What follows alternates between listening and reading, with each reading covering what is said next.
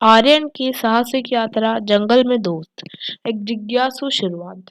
गर्मी की छुट्टियां शुरू हो चुकी थी और आर्यन एक 10 साल का लड़का जो असीम जिज्ञासा से भरा हुआ था ने अपने गांव के पास जंगल की खोज करने का फैसला किया।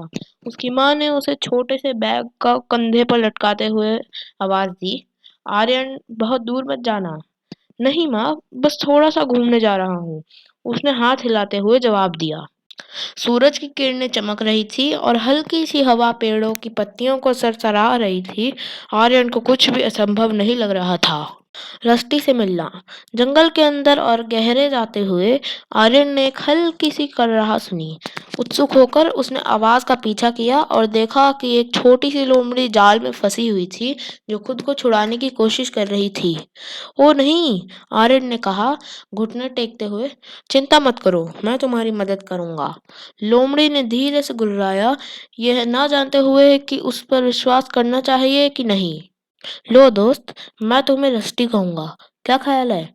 रस्टी ने अपनी पूंछ हिलाई और हल्की सी भौंक मारी, जैसे कह रहा हो, बहुत बढ़िया। जंगल में खो जाना।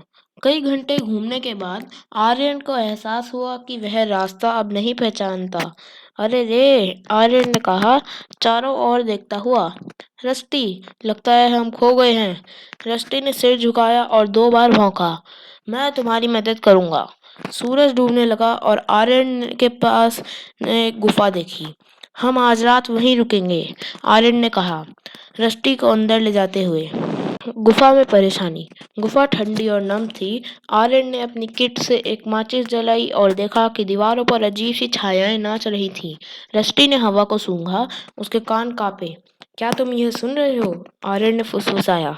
रस्टी ने गुर्राया, उसके बाल खड़े हो गए। अचानक अंधेरे में 2 चमकती हुई आंखें दिखाई दी। करीब रहो रस्टी, आर्यन ने कहा, उसकी आवाज में कांप। चमकती आंखें और करीब आई और आर्यन ने डर से श्वास छोड़ी। लेकिन रस्टी ने तेजी से भौंकते हुए उस प्राणी को भगा दिया, जो एक बेखौफ कांटा स्वीकारी था। आर्यन ने राहत की सांस ली। उसे कांटा स्वीकारी था। अच्छा काम किया रस्टी। रस्टी ने अपनी पूंछ हिलाई, जैसे कह रहा हो, मैंने कहा था ना। दादाजी रमेश का आगमन।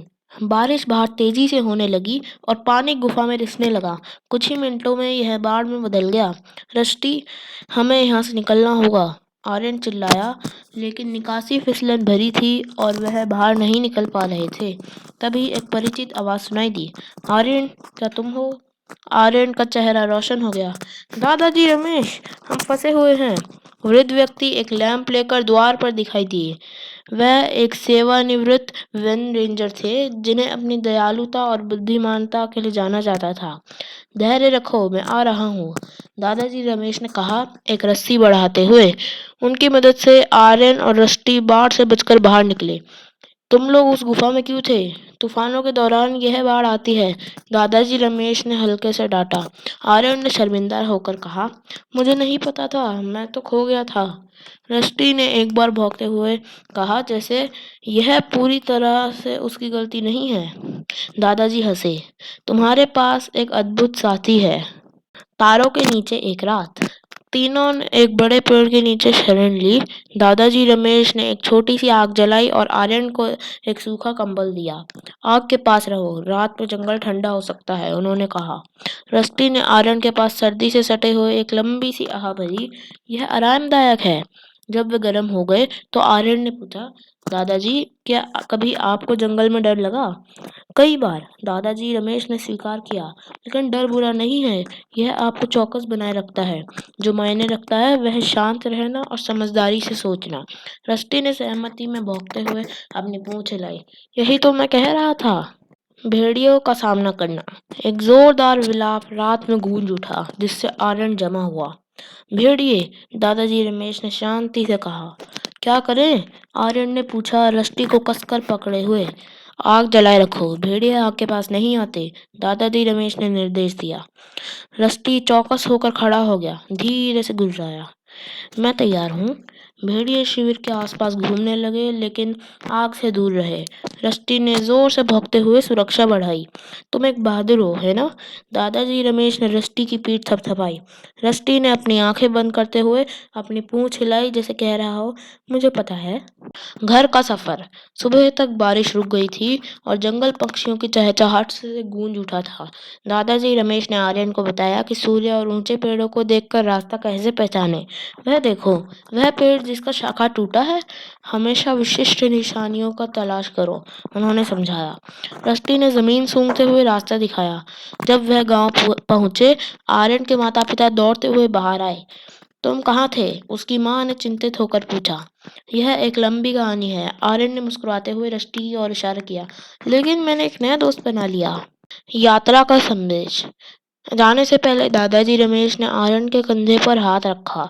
जीवन साहसिक यात्राओं से भरा हुआ है आर्यन। यह चुनौतियों से बचने के बारे में नहीं है, बल्कि उनसे सीखने और सही साथियों पर विश्वास करने के बारे में है, उन्होंने कहा। आर्यन ने सिर हिलाया। धन्यवाद दादाजी, मैं कभी इस यात्रा को नहीं भूलूंगा। रस्टी खुशी से भौंकते हुए अपनी पूंछ हिलाई। मैं भी नहीं। जैसे ही दादाजी रमेश चले गए, आर्यन ने रस्टी से पूछा, तुम और साहसिक यात्राओं के लिए तैयार हो रस्टी? रस्टी कूदते हुए 2 बार भौंका। हमेशा। साथ में वे अगले अध्याय की ओर दौड़ पड़े, तैयार थे। अब अंत में आर्यन और रस्टी ने एक ही चीज कही। इस वीडियो को लाइक करें और चैनल को जरूर सब्सक्राइब करें।